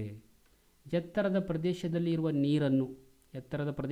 ನೀರನ್ನು ಕೊಳವೆಗಳ ಮೂಲಕ ಜಲಾಶಯದ ತಳದಲ್ಲಿರುವ ಟರ್ಬೈನ್ಗಳಿಗೆ ಹರಿಸಲಾಗುತ್ತದೆ. ನೋಡ್ರಿ, ಇಲ್ಲಿ ಅತ್ಯಂತ ಹೆಚ್ಚು ನೀರು ಸಂಗ್ರಹ ಆಗಿದೆ. ಆ ನೀರನ್ನು ಈ ರೀತಿಯಲ್ಲಿ ಕೊಳವೆಗಳ ಮೂಲಕ ಅತ್ಯಂತ ಕೆಳಭಾಗದಲ್ಲಿರುವಂತಹ ಒಂದು ಟರ್ಬೈನ್ಗೆ ಹಾಯಿಸ್ತಾರೆ. ಸೊ ಇದು ಪ್ರಚನ್ನ ಶಕ್ತಿಯಿಂದ ಕೂಡಿರುವಂತಹ ನೀರು ಒಂದು ಕೊಳವೆ ಮೂಲಕ ಹೋದಾಗ ಅತ್ಯಂತ ಹೆಚ್ಚಿನ ಪ್ರಮಾಣದ ಚಲನಶಕ್ತಿಯನ್ನು ಪಡೆದುಕೊಳ್ಳುತ್ತದೆ. ಸೊ ಇದಕ್ಕೆ ಅಡ್ಡಲಾಗಿ ನಾವು ಟರ್ಬೈನನ್ನು ಸೇರಿಸಿದ್ವಲ್ಲ, ಸೊ ಈ ಹರಿಯುತ್ತಿರುವಂತಹ ನೀರು ಈ ಟರ್ಬೈನ್ ಮೇಲೆ ಬಿದ್ದಾಗ ಈ ಟರ್ಬೈನ್ ಕೂಡ ಚಲಿಸುತ್ತದೆ. ಯಾವಾಗ ಟರ್ಬೈನ್ ಚಲಿಸುತ್ತದೆಯೋ ಆವಾಗ ಈ ಜನರೇಟರ್ನಲ್ಲಿ ಯಾಂತ್ರಿಕ ಶಕ್ತಿ ಉಂಟಾಗುತ್ತದೆ. ಸೊ ಜನರೇಟರ್ ಯಾವಾಗ ಯಾಂತ್ರಿಕ ಶಕ್ತಿಯನ್ನು ಪಡೆದುಕೊಳ್ಳುತ್ತದೋ ಅದು ವಿದ್ಯುತ್ ಶಕ್ತಿಯನ್ನಾಗಿ ಪರಿವರ್ತಿಸುತ್ತದೆ. ಸೊ ಆ ವಿದ್ಯುತ್ ಶಕ್ತಿಯು ಈ ಒಂದು ವಿದ್ಯುತ್ ತಂತಿಗಳ ಮೂಲಕ ಚಲಿಸಿ ನಮ್ಮ ಮನೆಗಳಿಗೆ ಬರುತ್ತದೆ. ಆಗ ನೀರಿನ ಪ್ರಚನ ಶಕ್ತಿ ಚಲನ ಶಕ್ತಿಯನ್ನಾಗಿ ಪರಿವರ್ತನೆಯಾಗಿ ಟರ್ಬೈನ್ಗಳನ್ನು ತಿರುಗಿಸಿ ಯಾಂತ್ರಿಕ ಶಕ್ತಿಯನ್ನು ವಿದ್ಯುತ್ ಶಕ್ತಿಯಾಗಿ ಪರಿವರ್ತಿಸುತ್ತದೆ. ಈ ರೀತಿಯಲ್ಲಿ ಒಂದು ಜಲವಿದ್ಯುತ್ ಸ್ಥಾವರಗಳ ಮೂಲಕ ಕೂಡ ನಾವು ಏನು ಮಾಡ್ಬೋದು, ವಿದ್ಯುತ್ತನ್ನು ಉತ್ಪಾದಿಸಬಹುದು. ಕೇವಲ ಪಳೆಯುಳಿಕೆ ಇಂಧನಗಳಾದ ಕಲ್ಲಿದ್ದಲನ್ನು ದಹಿಸಿಯೇ ನಾವು ವಿದ್ಯುತ್ತನ್ನು ಉತ್ಪಾದಿಸಬೇಕಾಗಿರುವಂಥ ಅವಶ್ಯಕತೆ ಇಲ್ಲ. ನಾವು ಜಲ ಅಂದರೆ ನೀರಿನಿಂದ ಕೂಡ ನಾವೇನು ಮಾಡ್ಕೋಬಹುದು, ವಿದ್ಯುತ್ತನ್ನು ಉತ್ಪಾದಿಸಬಹುದು. ಎರಡರಲ್ಲಿ ಯಾವುದು ಉತ್ತಮ? ಪಳೆಯುಳಿಕೆ ಇಂಧನಗಳನ್ನು ದಹಿಸಿ ವಿದ್ಯುತ್ ಉತ್ಪಾದಿಸುವುದು ಉತ್ತಮನಾ, ಅಥವಾ ಈ ಜಲವಿದ್ಯುತ್ ಸ್ಥಾವರಗಳಿಂದ ವಿದ್ಯುತ್ ಉತ್ಪಾದಿಸುವುದು ಉತ್ತಮನಾ? ಈ ರೀತಿಯ ಒಂದು ಪ್ರಶ್ನೆ ಕೂಡ ತಮಗೆ ಪರೀಕ್ಷೆಯಲ್ಲಿ ಬರ್ಬೋದು. ಜಲವಿದ್ಯುತ್ ಸ್ಥಾವರಗಳು ಪರಿಸರ ಸ್ನೇಹಿಯಾಗಿವೆ, ಈ ಹೇಳಿಕೆಯನ್ನು ಸಮರ್ಥಿಸಿ. ಅಥವಾ ಜಲವಿದ್ಯುತ್ ಸ್ಥಾವರಗಳ ಅನುಕೂಲಗಳನ್ನು ತಿಳಿಸಿ. ಎಸ್, ಜಲವಿದ್ಯುತ್ ಸ್ಥಾವರಗಳೇ ಉತ್ತಮ. ಯಾಕಪ್ಪ ಅಂದರೆ ಪಳೆಯುಳಿಕೆ ಇಂಧನಗಳನ್ನು ದಹಿಸಿದಾಗ ಅಲ್ಲಿ ಸಾಕಷ್ಟು ಮಾಲಿನ್ಯ ಉಂಟಾಗುತ್ತದೆ, ಹೊಗೆ ಬಿಡುಗಡೆಯಾಗುತ್ತದೆ, ಅದರಲ್ಲಿ ಮಾಲಿನ್ಯಕಾರಕಗಳು ಇರ್ತವೆ, ಪರಿಸರ ಮಾಲಿನ್ಯ ಮಾಡುತ್ತವೆ. ಆದರೆ ಜಲವಿದ್ಯುತ್ ಸ್ಥಾವರದಲ್ಲಿ ನಾವು ಯಾವುದೇ ರೀತಿಯ ದಹನ ಕ್ರಿಯೆ ಮಾಡುವುದಿಲ್ಲ. ಅಲ್ಲಿ ಕೇವಲ ನಾವು ಏನು ಬಳಸ್ತಾ ಇದ್ವಿ, ನೀರಿನ ಪ್ರಚನ ಶಕ್ತಿ, ನೀರಿನ ಚಲನ ಶಕ್ತಿ. ಹಾಗಾಗಿ ಜಲವಿದ್ಯುತ್ ಸ್ಥಾವರಗಳು ಯಾವುದೇ ಪರಿಸರ ಮಾಲಿನ್ಯ ಉಂಟು ಮಾಡುವುದಿಲ್ಲ ಮತ್ತು ಇವು ಕಡಿಮೆ ವೆಚ್ಚದಾಯಕ. ಓಕೆ, ಉಷ್ಣ ವಿದ್ಯುತ್ ಸ್ಥಾವರಗಳ ನಿರ್ಮಾಣ ಆಗಬೇಕಾದ್ರೆ ಅತ್ಯಂತ ಹೆಚ್ಚು ನಮಗೆ ವೆಚ್ಚ ಕೊಡುತ್ತದೆ, ಅದು ಸಾಕಷ್ಟು ಹಣ ಅಲ್ಲಿ ಪೋಲಾಗುತ್ತದೆ. ಆದರೆ ಇಲ್ಲಿ ಜಲವಿದ್ಯುತ್ ಸ್ಥಾವರಗಳಿಗೆ ಹೆಚ್ಚಿನ ಒಂದು ಹಣದ ಅವಶ್ಯಕತೆ ಬೀಳುವುದಿಲ್ಲ. ಅದೇ ರೀತಿಯಲ್ಲಿ ಇದರ ನಿರ್ವಹಣೆ ಕೂಡ ತುಂಬ ಕಡಿಮೆ, ಸುಲಭ ನಿರ್ವಹಣೆ. ಇಲ್ಲಿ ಯಾವುದೇ ರೀತಿಯ ಮಾಲಿನ್ಯ ಇರುವುದಿಲ್ಲ, ಏನಿರುವುದಿಲ್ಲ. ಹಾಗಾಗಿ ನಿರ್ವಹಣೆ ಮಾಡೋದು ಕೂಡ ತುಂಬ ಸುಲಭ ಮತ್ತು ಹೆಚ್ಚು ದಕ್ಷವಾದವು. ಓಕೆ, ಅತ್ಯಂತ ದಕ್ಷವಾಗಿ ಇಲ್ಲಿ ಕೆಲಸ ಕೂಡ ನಡೆಯುತ್ತದೆ ಅಂತ ನಾವು ಹೇಳ್ಬೋದು. ಅಂದರೆ ಅಲ್ಲಿ ಪಳೆಯುಳಿಕೆ ಇಂಧನಗಳನ್ನು ನಾವು ದಹಿಸಿದಾಗ ಇನ್ನು ಉಷ್ಣ ಬಿಡುಗಡೆ ಆಗುತ್ತದಲ್ಲ, ಸಂಪೂರ್ಣ ಉಷ್ಣ ಶಕ್ತಿಯು ಒಂದು ವಿದ್ಯುತ್ ಶಕ್ತಿಯಾಗಿ ಪರಿವರ್ತನೆ ಆಗೋದಿಲ್ಲ. ಆದರೆ ಇಲ್ಲಿ ಜಲವಿದ್ಯುತ್ ಸ್ಥಾವರದಲ್ಲಿ ಏನಾಗುತ್ತದಪ್ಪ ಅಂದರೆ ಒಂದು ನೀರಿನ ಶಕ್ತಿಯು, ಹೆಚ್ಚು ನೀರಿನ ಶಕ್ತಿಯು ವಿದ್ಯುತ್ ಶಕ್ತಿಯಾಗಿ ಪರಿವರ್ತನೆ ಆಗುತ್ತದೆ. ಹಾಗಾಗಿ ಇದರ ದಕ್ಷತೆ ಹೆಚ್ಚು ಅಂತ ನಾವು ಹೇಳುತ್ತೇವೆ. ಸೊ ಒಟ್ಟಾರೆಯಾಗಿ ಈ ಒಂದು ಜಲವಿದ್ಯುತ್ ಸ್ಥಾವರಗಳು ಪರಿಸರ ಸ್ನೇಹಿ ಆಗಿವೆ ಅಂಥೇಳಿ ನಾವು ಈ ಮೂಲಕ ಸಮರ್ಥನೆ ಮಾಡಬಹುದು. ಆದರೂ ಕೂಡ ಈ ಜಲವಿದ್ಯುತ್ ಸ್ಥಾವರಗಳು ಕಾರ್ಯನಿರ್ವಹಿಸಬೇಕಾದ್ರೆ ಏನು ಮಾಡಬೇಕಾಗುತ್ತದೆ, ದೊಡ್ಡ ದೊಡ್ಡ ಆಣೆಕಟ್ಟುಗಳನ್ನು, ಜಲಾಶಯಗಳನ್ನು ನಾವು ಕಟ್ಟಬೇಕಾಗುತ್ತದೆ. ಈ ಆಣೆಕಟ್ಟುಗಳನ್ನು ಕಟ್ಟಲು ಕೆಲವೊಂದು ಪರಿಸರ ಪ್ರೇಮಿಗಳು, ಪರಿಸರವಾದಿಗಳು ವಿರೋಧ ಕೂಡ ಮಾಡ್ತಾರೆ. ಬೃಹತ್ ಆಣೆಕಟ್ಟುಗಳನ್ನು ಕಟ್ಟುವಾಗ ಕೆಲವೊಂದು ಸಮಸ್ಯೆಗಳು ಕೂಡ ಉಂಟಾಗ್ತವೆ. ಅವು ಏನು, ಯಾಕೆ ಈ ಪರಿಸರವಾದಿಗಳು ಆಣೆಕಟ್ಟುಗಳನ್ನು ಕಟ್ಟಲು ವಿರೋಧ ಮಾಡ್ತಾರೆ ಎನ್ನುವ ಪ್ರಶ್ನೆ ಕೂಡ ತಮಗೆ ಪರೀಕ್ಷೆಯಲ್ಲಿ ಬರಬಹುದು. ಯಾಕೆ ಅಂತಂದರೆ ನೋಡ್ರಿ, ಆಣೆಕಟ್ಟು ಅಥವಾ ಜಲಾಶಯಗಳನ್ನು ವಿಶೇಷವಾಗಿ ಗುಡ್ಡಗಾಡು ಪ್ರದೇಶಗಳ ನಿರ್ದಿಷ್ಟ ಸ್ಥಳಗಳಲ್ಲಿ ಮಾತ್ರನೇ ಕಟ್ಬೋದು. ಆಣೆಕಟ್ಟುಗಳನ್ನು ಎಲ್ಲಿ ಅಂದರೆ ಅಲ್ಲಿ ಕಟ್ಟೋಕ್ಕೆ ಸಾಧ್ಯ ಇಲ್ಲ. ಪ್ರತಿಯೊಂದು ಹಳ್ಳಿಯಲ್ಲಿ, ಪ್ರತಿಯೊಂದು ಜಿಲ್ಲೆಯಲ್ಲಿ ಎಲ್ಲ ಕಡೆ ಕಟ್ಟೋಕ್ಕೆ ಸಾಧ್ಯ ಇಲ್ಲ. ಓಕೆ, ವಿಶೇಷವಾಗಿ ಗುಡ್ಡಗಾಡು ಪ್ರದೇಶಗಳ ನಿರ್ದಿಷ್ಟ ಸ್ಥಳಗಳಲ್ಲಿ ಮಾತ್ರ ಕಟ್ಟಬಹುದು. ಓಕೆ, ಇದು ಒಂದು ಅದರ ಡಿಮೆರಿಟ್, ಅವಗುಣ, ಅನಾನುಕೂಲಗಳು. ಓಕೆ, ನೆಕ್ಸ್ಟ್ ಎರಡನೇದು, ವ್ಯವಸಾಯ ಯೋಗ್ಯ ಭೂಮಿ, ವಾಸ ಯೋಗ್ಯ ಪ್ರದೇಶ ಮತ್ತು ಅರಣ್ಯಗಳು ನೀರಿನಲ್ಲಿ ಮುಳುಗಡೆಯಾಗುತ್ತವೆ. ಒಂದು ಆಣೆಕಟ್ಟು ಕಟ್ಟಿದಾಗ ಅಲ್ಲಿ ಸಾಕಷ್ಟು ಎಕರೆ, ಹೆಕ್ಟರ್ನಷ್ಟು, ಸಾವಿರಾರು ಎಕರೆಯಷ್ಟು ಭೂಮಿ ಏನಾಗುತ್ತದಪ್ಪ ಅಂದರೆ ನೀರಿನಲ್ಲಿ ಮುಳುಗಡೆಯಾಗಿಬಿಡುತ್ತದೆ. ಅದು ಉತ್ತಮ ಫಲವತ್ತತೆಯಿಂದ ಕೂಡಿರುವಂತಹ ಭೂಮಿ ಆಗಿರ್ಬೋದು, ಅರಣ್ಯ ಆಗಿರ್ಬೋದು, ಕೃಷಿ ಮಾಡುವಂತಹ ಭೂಮಿ ಆಗಿರ್ಬೋದು. ಸಾಕಷ್ಟು ಭೂಮಿಯೆಲ್ಲ ವೇಸ್ಟ್ ಆಗಿ ಹೋಗುತ್ತೆ. ಮೂರನೇದು, ಆಣೆಕಟ್ಟು ಅಥವಾ ಜಲಾಶಯಗಳ ನಿರ್ಮಾಣದಿಂದ ಆ ಪ್ರದೇಶದ ಜೀವ ವೈವಿಧ್ಯತೆ ಮತ್ತು ಪರಿಸರ ವ್ಯವಸ್ಥೆ ನಾಶವಾಗುತ್ತದೆ. ಅಲ್ಲಿ ಸಾಕಷ್ಟು ಕೆಲಸ ಕಾರ್ಯಗಳು ನಡೆಯುವುದರಿಂದ ಅಲ್ಲಿ ಕೆಲವೊಂದು ಪರಿಸರಕ್ಕೆ ಹಾನಿ ಉಂಟಾಗಿ ಜೀವ ವೈವಿಧ್ಯತೆ, ಪರಿಸರ ವ್ಯವಸ್ಥೆ ನಾಶವಾಗುತ್ತದೆ. ನೆಕ್ಸ್ಟ್ ನಾಲ್ಕನೇದು, ಆಣೆಕಟ್ಟು ಅಥವಾ ಜಲಾಶಯಗಳಲ್ಲಿ ಮುಳುಗಡೆಯಾದ ಸಸ್ಯ ರಾಶಿಯು ಆಕ್ಸಿಜನ್ ರಹಿತ ಸ್ಥಿತಿಯಲ್ಲಿ ಕೊಳೆತು ಅಪಾರ ಪ್ರಮಾಣದ ಮೀಥೇನನ್ನು ಬಿಡುಗಡೆಗೊಳಿಸುತ್ತದೆ. ಮೀಥೇನ್ ಅನಿಲ ಹಸಿರುಮನೆ ಪರಿಣಾಮಕ್ಕೆ ಕಾರಣವಾಗುತ್ತದೆ. ನೋಡ್ರಿ, ಇಲ್ಲಿ ಸಾಕಷ್ಟು ಪ್ರಮಾಣದಲ್ಲಿ ನೀರು ನಿಂತಿದೆ, ಅಲ್ಲೆಲ್ಲ ಸಸ್ಯಗಳು ಇರ್ತವೆ, ಆ ನೀರಿನಲ್ಲಿ ಸಸ್ಯಗಳೆಲ್ಲ ಕೊಳೆತು ಹೋಗ್ತವೆ. ಸೊ ಅಲ್ಲಿ ಮೀಥೇನ್ ಬಿಡುಗಡೆಯಾಗುತ್ತದೆ. ಆ ರೀತಿಯ ಒಂದು ಸನ್ನಿವೇಶದಲ್ಲಿ ಮೀಥೇನ್ ಅನಿಲ ಬಿಡುಗಡೆಯಾಗುತ್ತದೆ. ಸೊ ಮೀಥೇನ್ ಅನಿಲ ಬಿಡುಗಡೆಯಾಗುವುದು ಪರಿಸರಕ್ಕೆ ಒಳ್ಳೆಯದಲ್ಲ. ಯಾಕಂದರೆ ಮೀಥೇನ್ ಹಸಿರುಮನೆ ಪರಿಣಾಮವನ್ನು ಉಂಟು ಮಾಡುತ್ತದೆ, ಜಾಗತಿಕ ತಾಪದ ಏರಿಕೆಗೆ ಕಾರಣವಾಗುತ್ತದೆ ಮೀಥೇನ್. ನೆಕ್ಸ್ಟ್ 5ನೇದು, ನೀರಿನಲ್ಲಿ ಮುಳುಗಡೆ ಆದ ಸಂತ್ರಸ್ತರಿಗೆ ಸೂಕ್ತ ಪುನರ್ವಸತಿ ಮತ್ತು ಪರಿಹಾರ ನೀಡುವ ಸಮಸ್ಯೆ ಉಂಟಾಗುತ್ತದೆ. ಇಲ್ಲಿ ಸಾಕಷ್ಟು ಒಂದು ಅಣೆಕಟ್ಟು ಕಟ್ಟುವಾಗ ಸುತ್ತಮುತ್ತಲಿನ ಸಾವಿರಾರು ಹಳ್ಳಿಗಳನ್ನೆಲ್ಲ ಅಲ್ಲಿಂದ ಬೇರೆ ಕಡೆ ಬೇರೆ ಕಡೆಗೆ ಅವರನ್ನು ಸ್ಥಳಾಂತರಿಸಬೇಕಾಗುತ್ತದೆ. ಅವರನ್ನು ಹಾಗೆ ಸ್ಥಳಾಂತರಿಸಲು ಸಾಧ್ಯವಿಲ್ಲ. ಅವರಿಗೆ ಎಲ್ಲ ಒಳ್ಳೆಯ ಒಂದು ಪುನರ್ವಸತಿ ಅಂದರೆ ಅವರಿಗೆ ಮತ್ತೆ ಮನೆ ಕೊಡುವುದು, ಮತ್ತೆ ಅವರಿಗೆ ಭೂಮಿ ಕೊಡುವಂತಹ, ಪರಿಹಾರ ಕೊಡುವಂತಹ ಕೆಲಸಗಳಾಗಬೇಕು. ಆದರೆ ಆ ಎಲ್ಲ ಕೆಲಸಗಳು ಕರೆಕ್ಟಾಗಿ ಆಗುವುದಿಲ್ಲ. ಎಷ್ಟೋ ಸಲ ಸಾವಿರಾರು ಜನ, ಸಾವಿರಾರು ಕುಟುಂಬ, ಸಾವಿರಾರು ಹಳ್ಳಿಗಳು ಅಲ್ಲಿ ಇರ್ತವೆ. ಅವರೆಲ್ಲರನ್ನು ಕೂಡ ನಾವು ಬೇರೆ ಕಡೆ ಸ್ಥಳಾಂತರಿಸುವಾಗ ಸಾಕಷ್ಟು ಸಮಸ್ಯೆಗಳು ಬರ್ತವೆ. ಅವರಿಗೆ ಸೂಕ್ತ ಪರಿಹಾರ ಕೂಡ ಸಿಗೋದೇ ಇಲ್ಲ. ಈ ಎಲ್ಲ ಕಾರಣಕ್ಕಾಗಿ ಪರಿಸರವಾದಿಗಳು ವಿರೋಧಿಸುತ್ತಾರೆ. ಮತ್ತು ಇವೆಲ್ಲವೂ ಕೂಡ ಅಣೆಕಟ್ಟುಗಳು ಕಟ್ಟುವಂತಹ ಒಂದು ಅನಾನುಕೂಲಗಳು ಮತ್ತು ಅವಗುಣಗಳು ಅಂಥೇಳಿ ನಾವು ಹೇಳ್ಬೋದು. ಇನ್ನು ಮುಂದಕ್ಕೆ ನಾವು ನೋಡಿದಾಗ ಕೆಲವೊಂದು ಸಾಂಪ್ರದಾಯಿಕ ಶಕ್ತಿಯ ಆಕಾರಗಳನ್ನು ನಾವು ಬಳಸುವಾಗ ಕೆಲವೊಂದು ತಾಂತ್ರಿಕತೆಯನ್ನು ಬಳಸಿಕೊಂಡು ಆ ಸಾಂಪ್ರದಾಯಿಕ ಶಕ್ತಿಯ ಆಕಾರಗಳನ್ನು ಇನ್ನೂ ಉತ್ತಮವಾಗಿ ಬಳಸ್ಕೋಬಹುದು.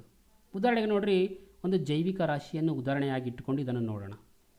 ಏನಿದು ಜೈವಿಕ ರಾಶಿ ಅಥವಾ ಜೈವಿಕ ಶಕ್ತಿ ಅಂತ ಕೂಡ ಕೇಳ್ಬೋದು. ಜೈವಿಕ ಅಂದರೆ ಗೊತ್ತಿರ್ಬೋದು, ಸಸ್ಯಗಳು ಮತ್ತು ಪ್ರಾಣಿಗಳು. ಸಸ್ಯ ಮತ್ತು ಪ್ರಾಣಿಗಳ ಉತ್ಪನ್ನಗಳನ್ನು ಇಂಧನಗಳ ಆಕಾರವಾಗಿ ಬಳಸಿದರೆ ಅದನ್ನು ಜೈವಿಕ ರಾಶಿ ಅಂತೇಳಿ ನಾವು ಕರೆಯುತ್ತೇವೆ. ಹೌದು, ನಾವು ಸಸ್ಯಗಳ ಮತ್ತು ಪ್ರಾಣಿಗಳ ಉತ್ಪನ್ನಗಳನ್ನು ಇಂಧನಗಳಾಗಿ ಬಳಸುತ್ತೇವೆ. ಉದಾಹರಣೆಗೆ ಸಸ್ಯಗಳಿಂದ ನಮಗೇನು ಸಿಗುತ್ತದೆ? ಕಟ್ಟಿಗೆ ಅಥವಾ ಸೌದೆ, ಅದನ್ನು ನಾವು ಇಂಧನವಾಗಿ ಬಳಸುತ್ತೇವೆ, ಹೌದಾ? ಅದೇ ರೀತಿಯಲ್ಲಿ ಪ್ರಾಣಿಗಳಿಂದ ನಮಗೇನು ಸಿಗುತ್ತದೆ? ಹಸುವಿನ ಸಗಣಿ, ಆ ಸಗಣಿಯಿಂದ ನಾವು ಬೆರಣಿ ಕೂಡ ಮಾಡ್ಕೋಬೋದು. ಈ ರೀತಿಯಲ್ಲಿ ಈ ಬೆರಣಿಯನ್ನು ಕೂಡ ನಾವು ಇಂಧನವಾಗಿ ಬಳಸ್ತೀವಿ, ಹೌದಾ? ಇದನ್ನೇ ನಾವು ಹೀಗೆ ಸಸ್ಯ ಮತ್ತು ಪ್ರಾಣಿಗಳ ಉತ್ಪನ್ನಗಳನ್ನು ಇಂಧನವಾಗಿ ಬಳಸಿದರೆ ಅವುಗಳನ್ನು ನಾವು ಜೈವಿಕ ರಾಶಿ ಅಂಥೇಳಿ ನಾವು ಕರೆಯುತ್ತೇವೆ. ಉದಾಹರಣೆಗೆ ಸೌದೆ, ಹಸುವಿನ ಬೆರಣಿ. ಈ ಸೌದೆ ಮತ್ತು ಹಸುವಿನ ಬೆರಣಿಗಳು ಉತ್ತಮ ಶಕ್ತಿಯ ಆಕಾರಗಳು ಅಲ್ಲ. ಯಾಕಂದರೆ ನೀವು ಒಂದು ಕಟ್ಟಿಗೆ ಅಥವಾ ಸೌದೆಯನ್ನು ಸುಟ್ಟಾಗ ಅಥವಾ ಬೆರಣಿಯನ್ನು ಸುಟ್ಟಾಗ ಸಾಕಷ್ಟು ಪ್ರಮಾಣದಲ್ಲಿ ಅಲ್ಲಿ ಹೊಗೆ ಬಿಡುಗಡೆಯಾಗುತ್ತದೆ. ಅದರ ಜೊತೆಯಲ್ಲಿ ಅದು ಶೇಷ ವಸ್ತುವಾದ ಬೂದಿಯನ್ನು ಕೂಡ ಉಳಿಸುತ್ತದೆ. ಹಾಗಾಗಿ ಇದು ಉತ್ತಮ ಶಕ್ತಿಯ ಆಕಾರ ಅಲ್ಲ. ಯಾವುದು? ಕಟ್ಟಿಗೆ ಅಂದರೆ ಸೌದೆ ಮತ್ತು ಹಸುವಿನ ಬೆರಣಿ. ಹಾಗಾಗಿ ನಾವು ಏನು ಮಾಡ್ತೀವಪ್ಪ ಅಂದರೆ, ಈ ಒಂದು ಸೌದೆಯನ್ನು ಇದ್ದಿಲು ಆಗಿ ಪರಿವರ್ತನೆ ಮಾಡಿ ಬಳಕೆ ಮಾಡಿದಾಗ ಒಂದು ಸ್ವಲ್ಪ ಅದು ನಮಗೆ ಹೆಚ್ಚು ದಕ್ಷತೆಯಿಂದ ಕೂಡಿರುವಂತಹ ಶಕ್ತಿಯನ್ನು ಕೊಡುತ್ತದೆ. ಈ ಸೌದೆ ಅಥವಾ ಕಟ್ಟಿಗೆಯನ್ನು ಇದ್ದಿಲು ಅಥವಾ ಕಲ್ಲಿದ್ದಲಾಗಿ ಹೇಗೆ ಪರಿವರ್ತನೆ ಮಾಡುತ್ತಾರೆ ಅನ್ನೋ ಒಂದು ಪ್ರಶ್ನೆ ಬರ್ಬೋದು.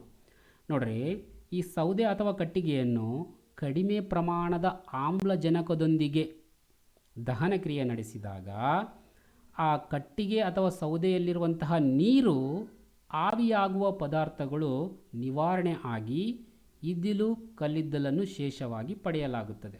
ಸೊ ಕಟ್ಟಿಗೆಯನ್ನು ನಾವು ಕಡಿಮೆ ಆಮ್ಲಜನಕದೊಂದಿಗೆ ದಹಿಸಿದಾಗ ಅದು ಇದ್ದಿಲು ಸಿಗುತ್ತದೆ. ಅದರೊಳಗಿರುವಂಥ ನೀರೆಲ್ಲ ಆವಿಯಾಗುತ್ತದೆ, ನಮಗೆ ಅದು ಇದ್ದಿಲು ಅಥವಾ ಕಲ್ಲಿದ್ದಲಾಗಿ ಸಿಗುತ್ತದೆ. ಸೊ ಕಟ್ಟಿಗೆಗೆ ಹೋಲಿಸಿದರೆ ಕಟ್ಟಿಗೆ ಅಥವಾ ಸೌದೆ ಬಳಕೆಗಿಂತ ಇದ್ದಿಲು ಅಥವಾ ಕಲ್ಲಿದ್ದಲು ಬಳಕೆ ಉತ್ತಮ. ಕಟ್ಟಿಗೆಯನ್ನು ಸುಟ್ಟು ಅದರಿಂದ ನಾವೇನು ಶಕ್ತಿ ಪಡೆಯುತ್ತೇವಲ್ಲ, ಅದಕ್ಕಿಂತ ಇದ್ದಿಲು ಅಥವಾ ಕಲ್ಲಿದ್ದಲನ್ನು ಸುಟ್ಟು ಶಕ್ತಿ ಪಡೆದುಕೊಳ್ಳೋದು ಉತ್ತಮ. ಯಾಕಂದರೆ ಈ ಇದ್ದಿಲು ಅಥವಾ ಕಲ್ಲಿದ್ದಲನ್ನು ಸುಟ್ಟಾಗ ಜಾಸ್ತಿ ಪ್ರಮಾಣದಲ್ಲಿ ಹೊಗೆ ಬಿಡುಗಡೆಯಾಗುವುದಿಲ್ಲ, ಹೌದಾ? ಮತ್ತು ಇದು ಹೆಚ್ಚು ದಕ್ಷತೆಯನ್ನು ಹೊಂದಿದೆ ಮತ್ತು ಪರಿಸರ ಸ್ನೇಹಿಯಾಗಿದೆ.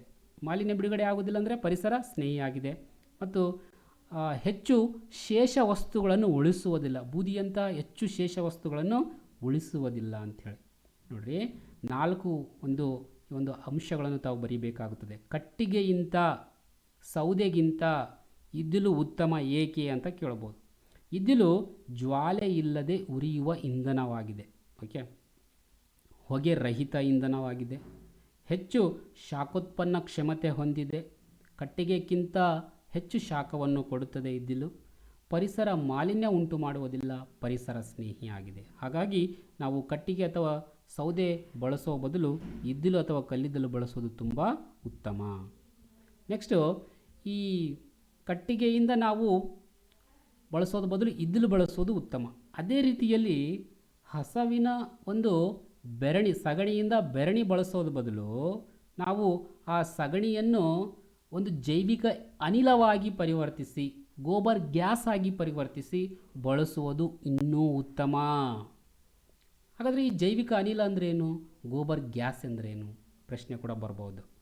ಈ ಹಸುವಿನ ಸಗಣಿ ಮತ್ತು ಅದರ ಜೊತೆಯಲ್ಲಿ ಹಲವಾರು ಸಸ್ಯಗಳ ತ್ಯಾಜ್ಯಗಳು, ಅಂದರೆ ಅದರ ಎಲೆ, ಬೇರು, ಕಾಂಡ ಏನೇ ಆಗಿರ್ಬೋದು, ಮತ್ತು ನಿರುಪಯುಕ್ತ ತರಕಾರಿ ತ್ಯಾಜ್ಯಗಳು, ಬಚ್ಚಲು ನೀರು, ಇವೆಲ್ಲ ವೇಸ್ಟ್ ಪದಾರ್ಥಗಳನ್ನೆಲ್ಲ ಆಮ್ಲಜನಕ ರಹಿತ ವ್ಯವಸ್ಥೆಯಲ್ಲಿ ವಿಘಟನೆ ಕ್ರಿಯೆ ಆಗುವುದಕ್ಕೆ ಬಿಡಬೇಕು.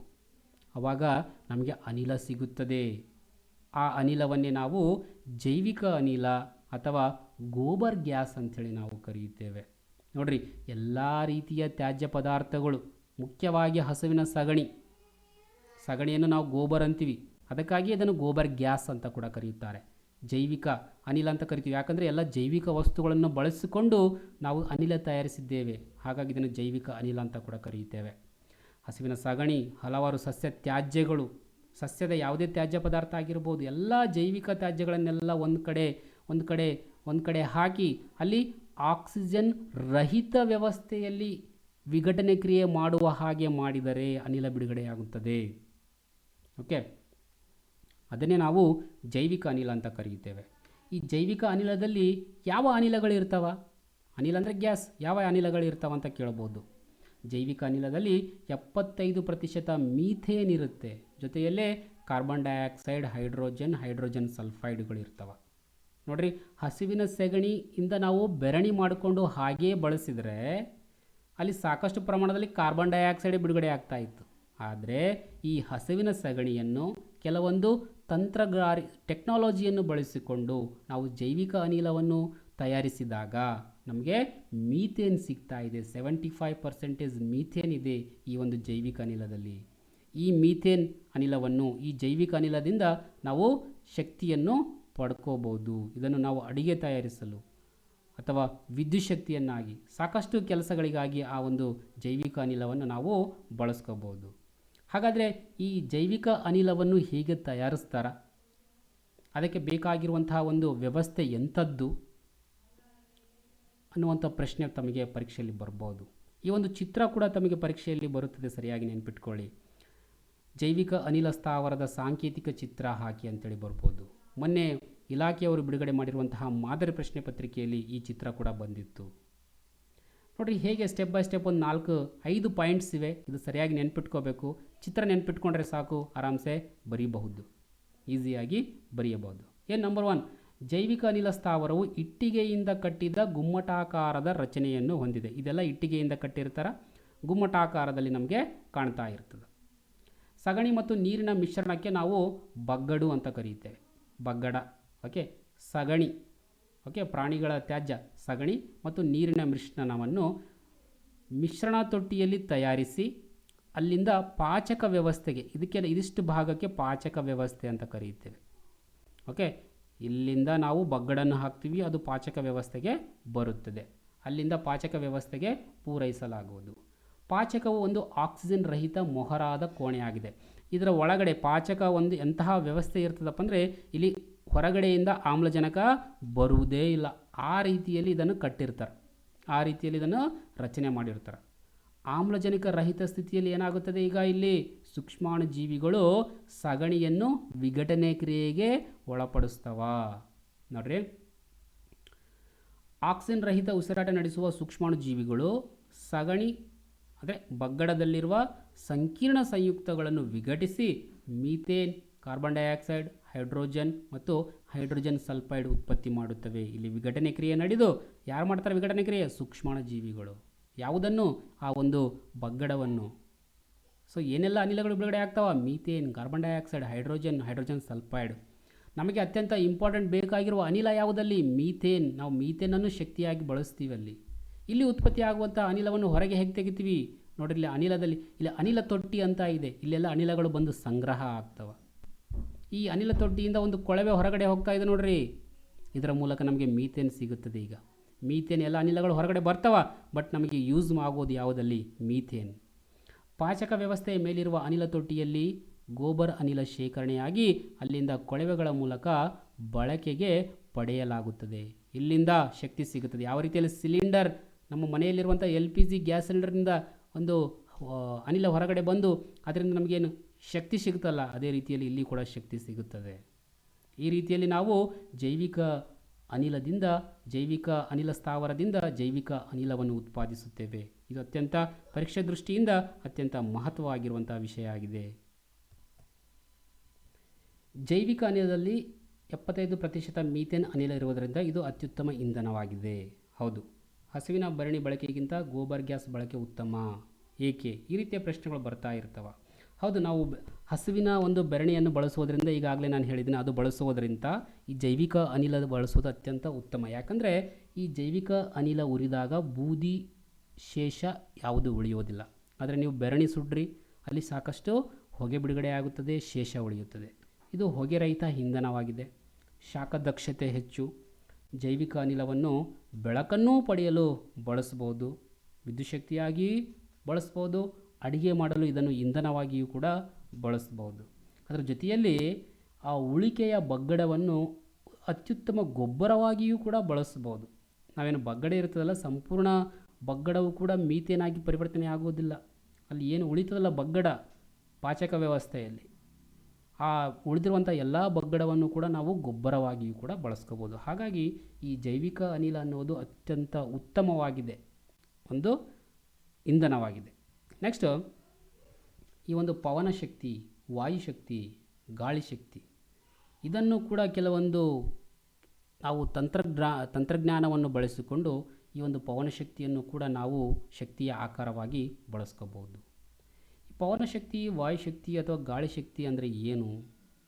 ಅದು ಹೇಗೆ ಉಂಟಾಗುತ್ತದೆ? ನೋಡಿ,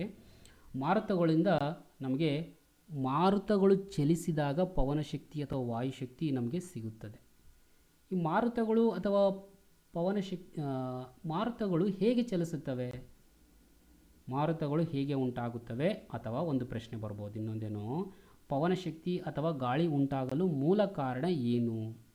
ಗಾಳಿ ಚಲಿಸ್ತಾ ಇರ್ತದೆ, ಭೂಮಿಯ ಮೇಲೆ ಚಲಿಸ್ತಾ ಇರುವಂತಹ ಗಾಳಿಗೆ ಒಂದು ಶಕ್ತಿ ಇರುತ್ತದೆ, ಅದನ್ನೇ ನಾವು ಪವನ ಶಕ್ತಿ, ವಾಯುಶಕ್ತಿ ಅಥವಾ ಗಾಳಿ ಶಕ್ತಿ ಅಂತ ಕರೆಯುತ್ತೇವೆ.